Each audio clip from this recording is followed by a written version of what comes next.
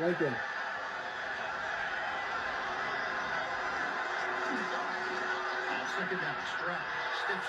Run, Stroud, get that. Get it, Stroud, go. Go, boy. Hell yeah. Hell yeah. Timeout.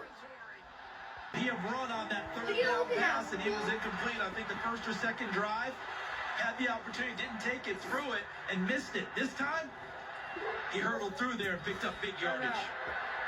The ball did come out, but it was after he was down. Come on, Texas. Another timeout. All right, take one shot to the end zone. Or that. Look it. Still go. Boy, Houston was playing like shit all the way up to this point. Weak snapper, Townsend Holder, 41 yards. Yeah. Let's go. What's going on, everybody? This is MDENT313, and I'm back at y'all with another one. Listen, what I want to talk about is, man, the phenomenal coaching job of D'Amico Ryans and the resiliency of CJ Stroud, right? The Los Angeles Chargers had the Houston Texans exactly where they wanted them. You couldn't have played a better first half defensively. Man, they couldn't. Houston Texans couldn't run a ball. They couldn't pass. They had CJ Stroud, second-year quarterback, under duress. Just putting the clamps on them, right? CJ Stroud been battling with a bad offensive line. That offensive line is still banged up. It's still beat up. CJ Stroud was under pressure the entire game. Not only was he under physical pressure from that Chargers defense, but under immense playoff pressure, being a second-year quarterback, even though he went to the playoffs in his rookie year, but that playoff pressure is something different, right? He was pegged to be the MVP. He was the MVP favorite going into the season, right? Based on the rookie season he had last year, in addition to all the weapons that they got him. They got Joe Mixon, running back from the Cincinnati Bengals. They got Stephon Diggs, wide receiver. Unfortunately, he went down with an injury mid-season, right? Tank Dell just recently went out a couple of games ago with an injury. But CJ Stroud, offensive line, has did him a serious disservice all season, right? I know we got to have the next man up. Same thing that's going on with my Detroit Lions defense. But CJ Stroud played tough. He played through adversity. And listen, they hiked the ball, completely bobbled the snap, run back, pick the ball up, run, and get like a 20-some-odd yard play. And from that point on, CJ Stroud played masterfully. But the real heroes of this game was the Houston Texans defense, right?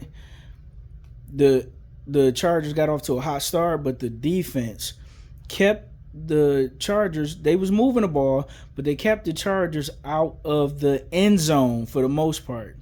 Derek Stingley Jr. coming up with interceptions, timely interceptions. Kamari Lassiter not only coming up with timely interceptions, but coming up with big hits, big plays, big deflections. The only person that got off for the Chargers was wide receiver Lab McConkey. He had a phenomenal game. Remind me of a smoother, more polished Wes Welker, Julian Edelman type wide receiver, just smooth. Cooper Kupp, Puka Nacua, just smooth coming out of his routes, out of his breaks. Route tree is phenomenal. Hands is exceptional. But listen, the Texans defense, Will Anderson Jr., had Justin Herbert running for his life. And he couldn't really do much, because Justin Herbert wasn't getting much production from his wide receivers like Quentin Johnson and tight end Will Disley. Will Disley, couple of timely drops. If Will Disley catch that first pass, not the first pass, but that pass toward the end zone, that would have been a Chargers touchdown. Not that particular pass, but it would have ultimately led, I believe, into a Chargers touchdown. And then the next one, Justin Herbert hit him right in the hands, bounce off his hands. Derek Stingley running it down there. The Houston Texans defense got a pick six. Man, that defense is phenomenal. Shout out to head coach D'Amico Ryans, how he built that team from draft and got an additional few pieces, via free agency. Man, that team is well coached. They're battle tested. They're hungry. What a pickup that Joe Mixon ended up being. One of the best runners this season. Unfortunately, his season was overshadowed by the greatness of Saquon Barkley, by the greatness of Derrick Henry. CJ Stroud some people was calling him a bust. Some people was calling him a hype job.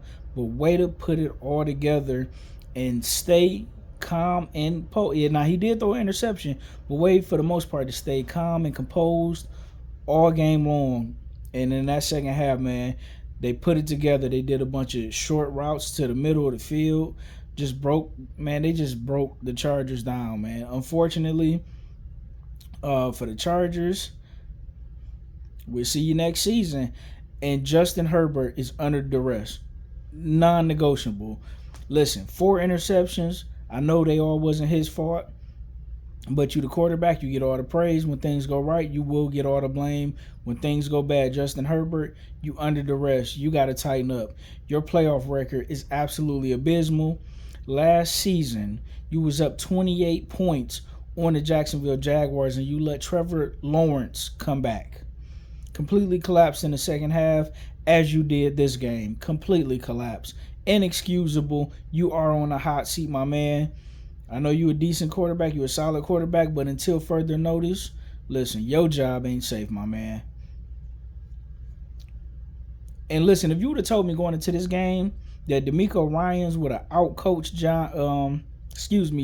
Jim Harbaugh, who got my Michigan Wolverines a national championship, I would have told you was out your mind.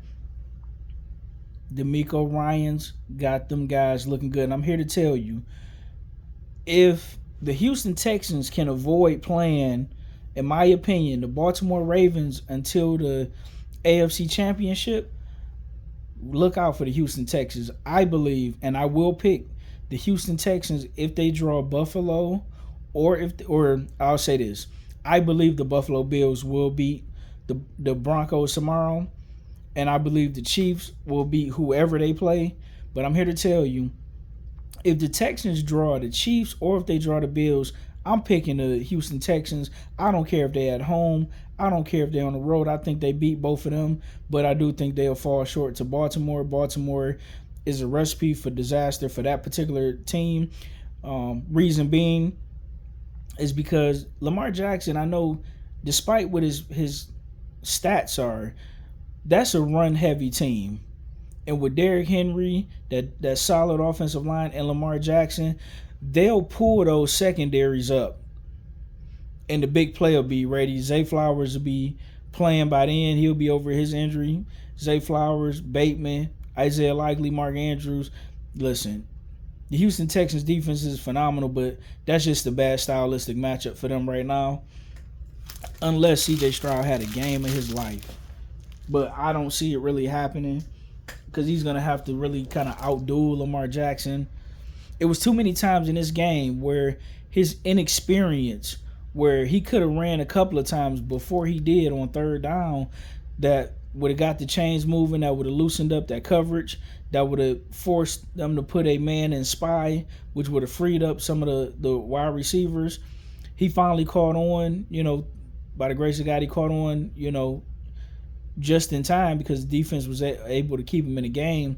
But I don't think that defense will be able to keep him in the game against a Baltimore Ravens. I do think that defense can handle the Chiefs because the Chiefs don't have a lot going offensively. Their running game isn't the best. They can manage the run game. They got the cornerbacks to contain with the Kansas City Chiefs and the Buffalo Bills got going on in the passing game. Neither one of those guys' passing games is that explosive. They don't have that big play, deep threat guy. They mostly have a bunch of possession wide receivers, and that's perfect for the Houston Texans defense. And if you don't have somebody that can really stretch the field, your running game is going to have to be elite. And the Chiefs' running game isn't elite, as well as the Buffalo Bills running game is an elite. But listen, if you guys watch the game, let me know what you think in the comment section. Like, share, and subscribe. Who do you see is the biggest threat to the Houston Texans? Let me know.